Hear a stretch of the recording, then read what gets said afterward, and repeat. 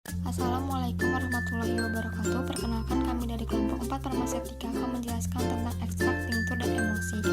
Adapun dosen pengampu mata kuliah Farmasetika yaitu Ibu Apoteker Yola Desnera Putri, Magister Farmasi. Berikut anggota kelompok kami. Yang pertama ada Delivia Aprilianti dengan NPMA 211047, Fatia Nurul Afifa dengan NPMA 211052, Kezia Oktaviani dengan NPMA 211059, Melanie Agisti Aulia Putri dengan NPMA 211060, Nanda Francisca dengan NPMA 211065, Nelviani Sari Rotama dengan NPMA 211066, dan Rizky Salman dengan NPMA 211073. Untuk materi pertama yaitu tentang ekstrak dan tinktur, itu berisi tentang cangkupan pengertiannya.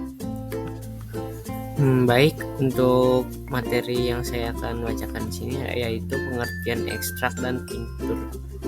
Ekstrak adalah sediaan kering, kental atau cair yang diperoleh dengan mengekstrak senyawa aktif dari Simplicia nabati atau Simplicia hewani menggunakan pelarut yang sesuai. Kemudian semua atau hampir semua pelarut diuapkan dan massa atau serbuk yang tersisa diperlakukan sedemikian hingga memenuhi baku yang telah ditetapkan. Untuk tinktur itu merupakan ekstrak bahan tumbuhan atau hewan yang dilarutkan dalam etanol atau etil alkohol. Atau dapat dikatakan bahwa tinktur adalah sediaan cair yang dibuat dengan maserasi atau perkolasi Simplicia dalam pelarut yang tertera pada masing-masing monografi, kecuali dinyatakan lain. Tinktur dibuat menggunakan 20% zat khasiat dan 10% untuk zat khasiat keras. Baik, selanjutnya di sini ada macam-macam ekstrak. Nah, di sini tuh jenis ekstrak itu dibagi menjadi 3. Yang pertama itu ada ekstrak cair, itu tuh sediaan yang memiliki konsistensi seperti cairan madu yang mudah mengalir. Yang kedua ada ekstrak kental, itu tuh sediaan kental yang apabila dalam keadaan dingin kemungkinan masih bisa dituang. Kandungan airnya itu sekitar 30%. Yang terakhir ada ekstrak kering, ini tuh sediaan yang memiliki konsistensi kering dan mudah hancur dengan tangan. Adapun cara pembuatan ekstrak dan tinktur secara maserasi dan perkolasi. Maserasi merupakan metode ekstraksi dengan cara merendam sampel menggunakan pelarut organik pada suhu ruangan, sedangkan perkolasi merupakan metode ekstraksi dengan cara melewatkan pelarut organik pada sampel sehingga senyawa organik terbawa oleh pelarut. Yang pertama adalah cara pembuatan tinktur secara maserasi. Dilakukan dengan cara memasukkan 10 bagian Simplicia atau campuran Simplicia yang telah halus ke dalam sebuah bejana, lalu dituang dengan 75 bagian pelarut, kemudian ditutup dan dibiarkan selama 5 hari serta terlindung dari cahaya matahari sambil sering diaduk.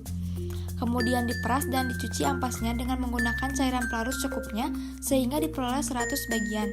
Pindahkan ke dalam bejana tertutup dan dibiarkan di tempat sejuk serta terlindung dari cahaya matahari selama 2 hari, kemudian disaring. Adapun contoh-contoh tinktur secara maserasi, yang pertama ada tinktur arnika, yang kedua ada tinktur inggu, dan yang ketiga tinktur lombok. Pembuatan tinktur secara perkolasi yaitu dengan cara membasahi 10 bagian Simplicia atau campuran Simplicia yang telah halus dengan 2,5-5 bagian cairan pelarut, kemudian dimasukkan ke dalam bejana tertutup sekurang-kurangnya selama 3 jam. Setelah itu dipindahkan massa sedikit demi sedikit ke dalam perkolator sambil tiap kali ditekan dengan hati-hati. Tuangi dengan cairan pelarut secukupnya sampai cairan mulai menetes dan di atas Simplicia masih terdapat selapis cairan pelarut, tutup perkolator, kemudian dibiarkan selama 24 jam. Biarkan cairan menetes dengan kecepatan 1 ml per menit, lalu ditambahkan berulang-ulang cairan pelarut secukupnya sehingga selalu terdapat selapis cairan penyering di atas Simplicia hingga diperoleh 80 bagian perkolat. Peras massa, campurkan cairan perasan ke dalam perkolat, lalu ditambahkan cairan pelarut cukupnya hingga diperoleh 100 bagian dan dipindahkan ke dalam bejana tertutup. Biarkan selama 2 hari di tempat sejuk dan terlindung dari cahaya matahari, lalu disaring. Jika dalam monografi tertera penetapan kadar setelah diperoleh 80 bagian perkolat, ditetapkan kadarnya, atur kadar hingga memenuhi syarat, jika perlu diencerkan dengan penyeri secukupnya. Berikut contoh-contoh tinktur secara perkolasi. Yang pertama ada tinktur Aconikum, yang kedua ada tinktur Belladonna, dan yang ketiga ada tinktur Colchicum. Cara pembuatan ekstrak. Pembuatan ekstrak secara maserasi. Maserasi dilakukan seperti cara yang tertera pada tinktur. Suling atau uapkan maserat pada tekanan rendah pada suhu tidak lebih dari 50 derajat Celcius hingga konsentrasi yang dikehendaki. Pembuatan ekstrak secara perkolasi. Perkolasi dilakukan seperti cara yang tertera pada tinktur. Setelah perkolator ditutup dan dibiarkan selama 24 jam, biarkan cairan menetes. Tuangi massa dengan cairan pelarut hingga 500 mg perkolat yang keluar terakhir diuapkan, tidak meninggalkan sisa. Perkolat disuling atau diuapkan dengan tekanan rendah pada suhu tidak lebih dari 50 derajat Celcius hingga konsistensi yang dikehendaki. Pada pembuatan ekstrak cair, 0,8 bagian perkolat pertama dipisahkan, perkolat selanjutnya diuapkan hingga 0,2 bagian, campur dengan perkolat pertama. Materi selanjutnya yaitu emulsi. Pengertian emulsi. Menurut Farmakope Indonesia edisi 4 tahun 1995, emulsi atau emulsion adalah suatu sistem dua fasa yang salah satu cairannya terdispersi dalam cairan lain dalam bentuk tetesan kecil. Menurut Ansel 1981, emulsi adalah suatu dispersi di mana fasa terdispersi terdiri dari bulatan-bulatan kecil yang terdistribusi ke keseluruhan pembawa yang tidak bercampur. Menurut Remington, Pharmaceutical Practice, emulsi adalah sistem heterogen yang terdiri dari tetesan-tetesan cairan yang terdispersi dalam cairan lain. Menurut Martin 1971, emulsi adalah sistem yang secara termodinamika tidak stabil dan mengandung dua cairan yang tidak bercampur. Salah satu cairan terdispersi dalam bentuk globul-globul dan distabilkan oleh emulgator. Penggolongan emulsi. Berdasarkan macam zat cair yang berfungsi sebagai fase internal maupun eksternal, emulsi dibagi menjadi emulsi sederhana dan emulsi ganda. Emulsi sederhana memiliki dua tipe, yaitu emulsi tipe water in oil dan emulsi tipe oil in water. Emulsi ganda terdapat dua tipe, yaitu emulsi water in water dan emulsi oil in water in oil. Penggolongan emulsi berdasarkan ukuran partikel, ada emulsi mikro, ukuran droplet lebih dari 10 mikrometer, emulsi mini, ukuran droplet 0,1 sampai 10 mikrometer, emulsi mikro, ukuran droplet 100 sampai 600 nanometer, dan emulsi nano, ukuran di bawah 100 nanometer. Emulsi sederhana.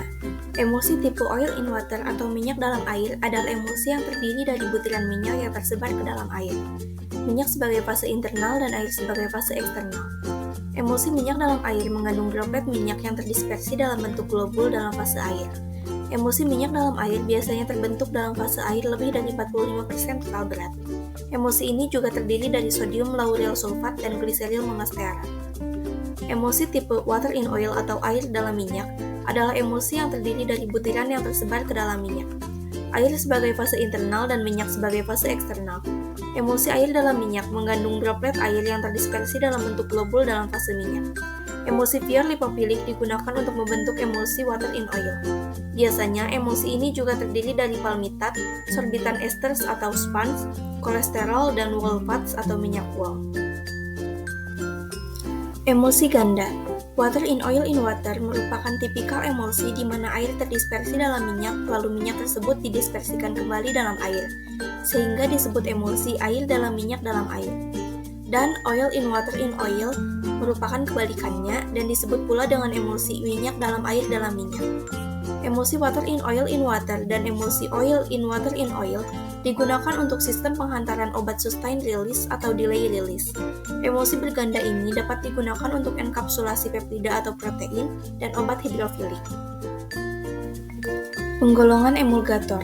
Yang pertama golongan bahan alam, yaitu polisakarida, contohnya akasia atau gum Arab, ragakan, Na-alginat, amilum, karagen, pektin, dan agar. Lalu ada senyawa yang mengandung sterol, contohnya beeswax dan wolfat. Yang kedua golongan semi-sintetik, contohnya metilselulosa dan NaCMC. Yang ketiga golongan emulgator sintetik, contohnya surfaktan. HLB dan HLB butuh. Dalam suatu emulsifier, HLB memegang peranan penting.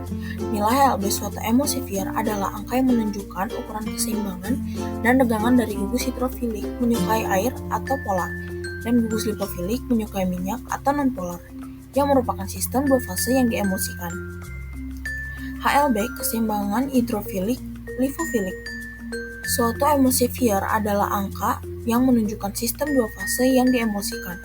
HLB rendah menunjukkan bahwa emulsifier mempunyai gugus lipofilik, emulsi yang terjadi jenis water in oil. HLB tinggi menunjukkan bahwa emulsifier mempunyai gugus hidrofilik emulsi yang terjadi jenis oil in water. Berikut adalah tabel macam-macam jenis emulsi dan rentang HLB-nya.